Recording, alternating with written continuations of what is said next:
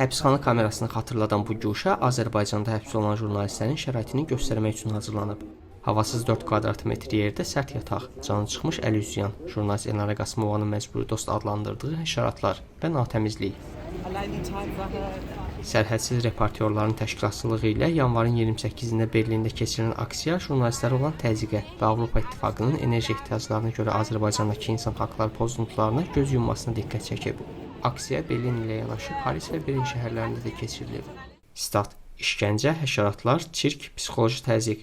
Müstəqil jurnalistlər rejim haqqında tənqidi xəbərləri yazdıqları üçün Azərbaycanın qeyri-insani həbsxanalarında bütün bunları dözməli olurlar. Biz onları unutmamalıyıq və azadlıqları üçün mübarizə aparmalıyıq. Biz dünya üzrə demokratik hökumətləri Azərbaycan hakimiyyətinə və Prezident Əliyevə təzyiqi artırmağa çağırırıq. Statın sonu. Abzas Medianın direktoru Günel Səfərova bildirib ki, çətinliklərə baxmayaraq peşəni davam etdirmək həbsdəki jurnalistlərə güc verir. Onlar düşünür ki, mediamız hələ də ayaqdadır və ölkədə olmamağımıza rəğmən fəaliyyətinə davam edir. Biz ölkə xaricində, ailəmizdən uzaq, əlimizdən gələni edirik. Xarici ölkədə olub Azərbaycan haqqında işləmək təbii ki, çətindir. Burada xeyli çətinliklər var. Lakin biz onların işini davam etdiririk. Onlar haqqında yazırıq. Korrupsiya və insan haqları pozuntularını göstəririk.